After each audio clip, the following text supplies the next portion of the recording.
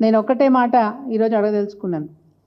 ఇగో మీకు చూపిస్తా ఉన్నాను కాళ్ళు కడిగించిన ఫోటోలు. ఇంకా ఇందులో మంత్రులు కడిగి ఉంటే ఇంకా గొప్పగా ప్రపంచమంతా చూసేది కదా, బాగా క్రెడిట్ వచ్చేది రేవంత్ రెడ్డి గారికి. అరే మహిళా మంత్రులు కడిగిర్రు కాళ్ళు అని చెప్పేసి ఇంకా గొప్పగా చాలా బాగా అనిపించేది. ఇంకా ఇది స్పష్టంగా ఉంది చూడండి. స్తంభాలు పెట్టి ఆ వెండి చెంబులకు పూత పోయించి వాళ్ళ కాళ్ళ మీద నీళ్లు పోసి కడిగి టవాలతో దుడుస్తూ ఏంది ఇది బతుకమ్మ ఆట ఆడిచ్చిరు.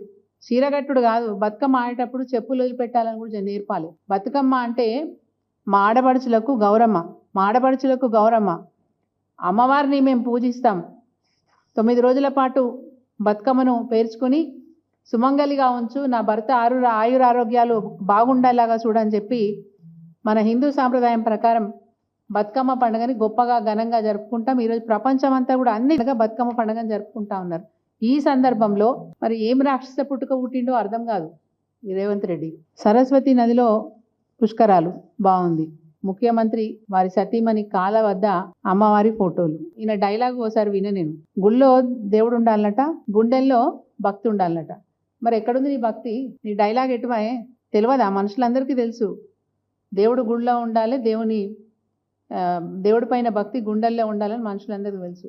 మరి నువ్వు ఎక్కడ పెట్టుకుంటున్నావు దేవుళ్ళను? నీ కాళ్ళ కాడ పెట్టుకుంటున్నావు దేవుళ్ళను. ఇంత అహంకారం ఎందుకు మీకు? ఎందుకు ఇంత అహంకారం? దేవుళ్ళను కూడా కాళ్ళ కాడ పెట్టుకునేంత అహంకారం వచ్చిందా మీకు? నీకు అధికారం ఇస్తే నువ్వు ఈరోజు ఏ విధంగా నడుచుకుంటున్నావు అనేది ప్రజలందరూ గమనిస్తున్నారు. మరి ఈరోజు 200 కోట్లు ఖర్చు పెట్టి మరి విశ్వసుందరి పోటీలు హైదరాబాద్ని వేదికగా చేయడానికి గల కారణాలు ఏంటి? దీనివల్ల ఈ ప్రభుత్వానికి వచ్చే లాభం ఏంటి? ఈ రాష్ట్రానికి, ఈ రాష్ట్ర ప్రజలకు ఒరిగేది ఏంటి అని నేను అడుగుతున్నాను. ఏం ఒరగబెడదామని చెప్పి తీసుకొచ్చినారని అడుగుతున్నాను. స్ట్రీట్ వెండర్స్ అంటే పట్టణాలలో, మున్సిపాలిటీలలో ఎక్కడైనా సరే స్ట్రీట్ వెండర్స్ ఉంటారంటే రోడ్ల మీద బండ్లు పెట్టుకోనో లేకపోతే చిన్న చిన్న డబ్బాలు వేసుకొనో బతుకుదెరువు కొనసాగిస్తున్న వాళ్ళకి మెప్మా ద్వారా వాళ్ళకి ఆర్థిక సాయం అంటే ఆర్థికంగా సాయం చేసే పరిస్థితి కూడా ప్రభుత్వంలో ఉంది. అట్లాంటి వ్యవస్థ ఉంది.